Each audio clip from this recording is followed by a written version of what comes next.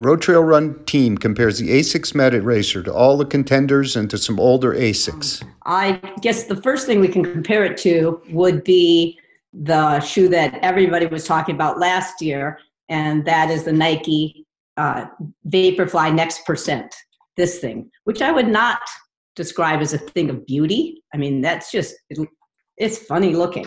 But I must say, I called these my magic slippers. I wore them for the first time in the New York Marathon and ran a PR, which isn't supposed to happen when you turn 60. You know, my kids said, that's just because of those shoes, Mom. I did have to run. But these are very different than these, which is kind of cool, that how different they are, and yet they're designed to do the same thing, run fast and run long.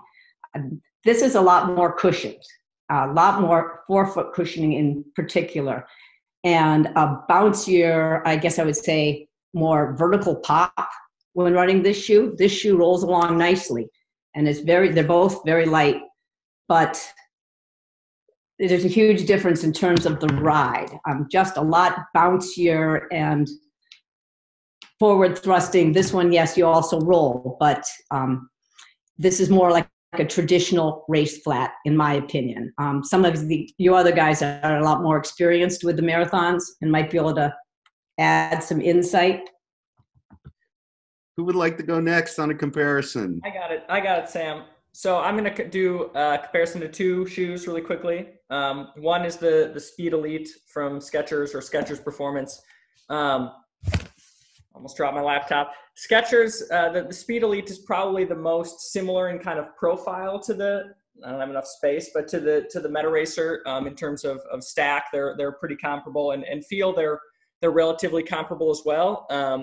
The Speed Elite has a little bit more of what I talked about in my overview, of where you kind of land on that hyperburst foam and you feel it, and then you transition onto hitting that carbon plate and you feel that distinctly, and then you toe off, and it's a little bit more of a 1-2 step compared to the MetaRacer, which kind of has a more fluid feeling, kind of all in one motion, even though, as Sam mentioned, the carbon plate in the MetaRacer is only in the forefoot. You feel it a little bit more evenly, I think. The Speed Elite is a great shoe. We like it a lot. The upper is considerably better, I think, on the ASICS than the Skechers. The upper on the ASICS is better than on most racers. But I think if you're looking for a shoe for only 5K or 10K, it's probably worth your while to give Skechers a consideration. I don't have the weights off the top of my head. That's just in my hand. Skechers feels a little bit lighter, and I think it's slightly more aggressive. So if you're never going to run a marathon or even a half marathon, Skechers is probably worth your time. But if you want something that can kind of cover the distance, I think the ASICS is probably a better choice. The other shoe I have here to compare is the Hyperion Elite, or as some are calling it already, the Hyperion Elite 1, since it's apparently going to be revamped.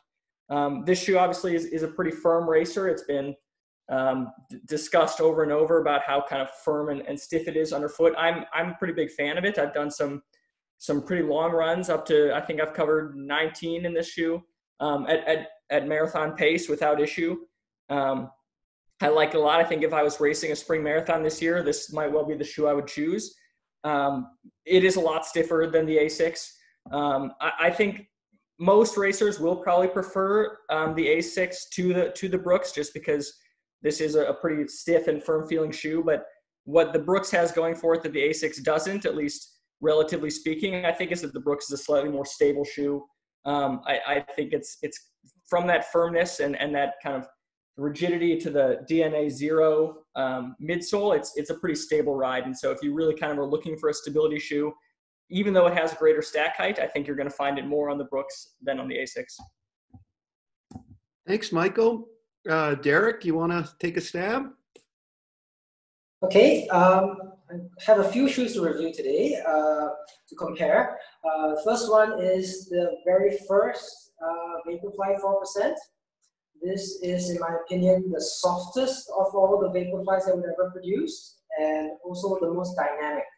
So I like it a lot because the softness of the foam actually helps you to roll into the shoe and really engage the plate and roll through.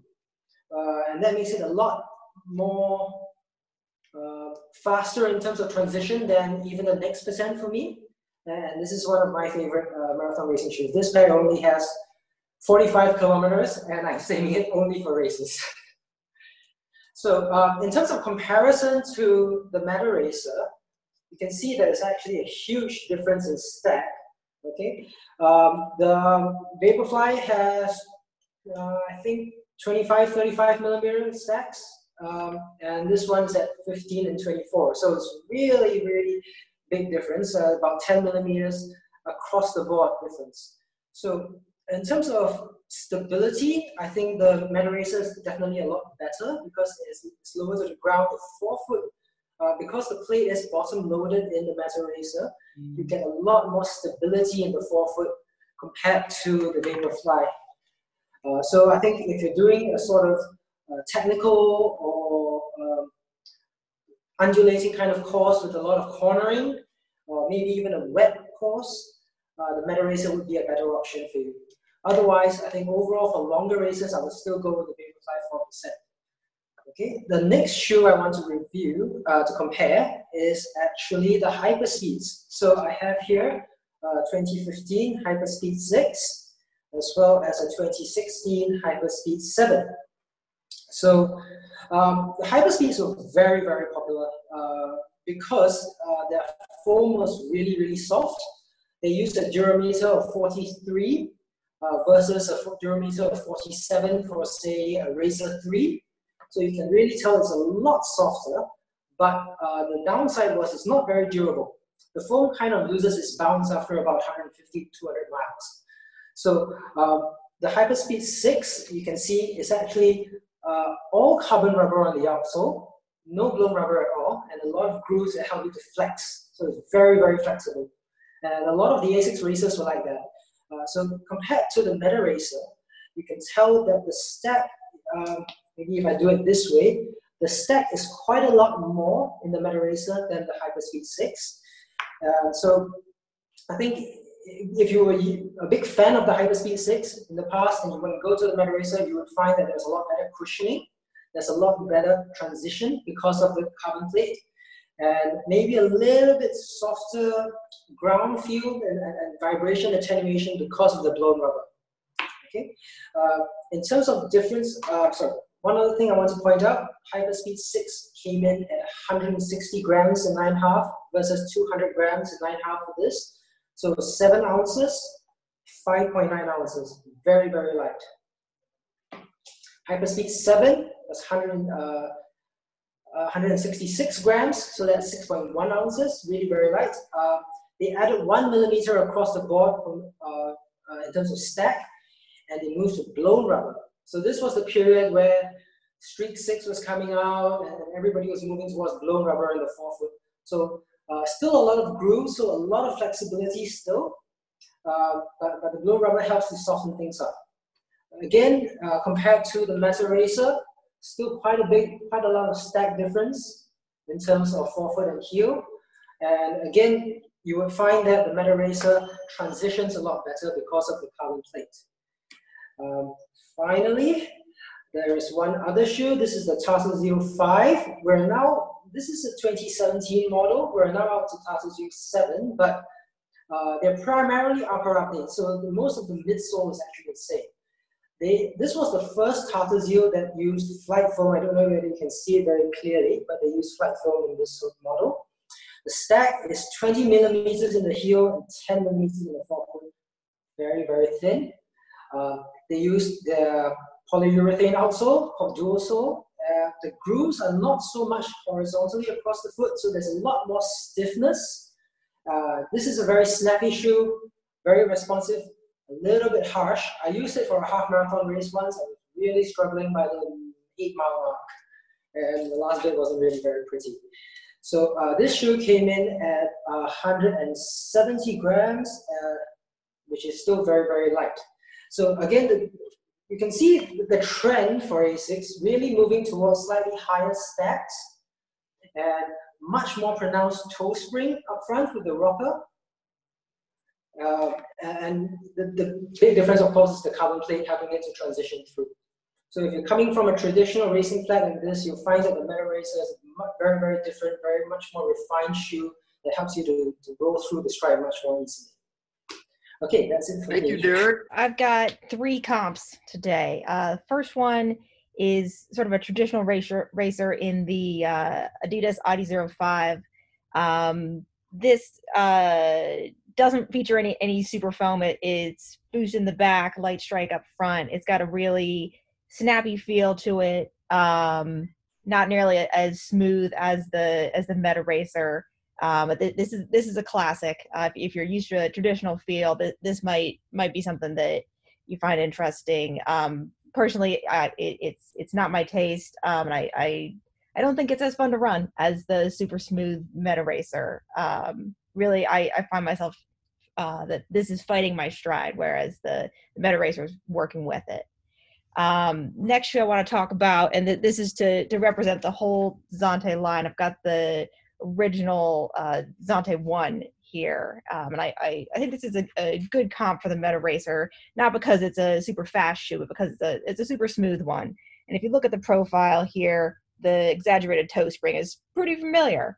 I still really like the Zante 1. It is a shoe that carried me reasonably well over the marathon distance. Full blown rubber outsole, which I think contributes to the smoothness, that and the toe spring that's really working with my stride. Certainly, like I said, not as fast, not as light, and of course not with that full rubber sole, but a great line from New Balance that I'm sorry to see go, but I'm glad to see some references from in the MetaRacer. Last shoe I want to talk about is another super shoe. This is the Saucony Endorphin Pro on the feet of Olympic marathon trials second place female Molly Seidel. She had a great day in this shoe, and I've had a lot of great days in this shoe myself as well. Just in training runs, I find myself racing my training runs in a shoe this light and bouncy. It has an extremely reduced upper. It may be a bit hard to see on the video here, but the tongue here really just looks like they took some stabilizing straps that would have kept the tongue centered and said, you know what, let's just make that the tongue of the shoe. This is extremely light. Unlike the MetaRacer, it's super bouncy. Definitely getting more knee lift and a lot of vertical action, whereas the MetaRacer is more propulsive in the forward direction, but also a super fast shoe, super comfortable. I think more people would do better in the marathon distance in this shoe, given its taller stack. How you've got better chance of comfort. But another amazing shoe that is an option as you're looking at racers in the $200 or 200 plus price point. Thanks, Hope. The Hoka Carbon Rocket weighs 7.5 ounces versus our 6.7. Now, what Hoka did is it's only a 1 millimeter drop, so they put a lot more forefoot cushioning than we have in the in our MetaRacer, and it's a very flat feeling shoe. I quite liked it. It's an unusual feel. It does not have the smooth roll of the MetaRacer, and its upper just doesn't measure up. But it's a nice option if you want a lower drop than our 9 millimeter. Finally, the famous Carbon X, which is broader, more stable, also with a kind of flatter feel than what we have here. I kind of like the higher 9 millimeter drop in a racing shoe. The Carbon X, kind of unlike our MetaRacer, was designed for road races longer than a marathon. And that's exactly what it does. It has a 32 millimeter heel, 27 millimeter forefoot, so 12 millimeters more in the forefoot than the MetaRacer. I would call it more a trainer than a racer, but it certainly can go the marathon distance. We're going to be also a multi-tester written review, which will be linked here. And I want to thank everybody for watching and our wonderful team for participating today.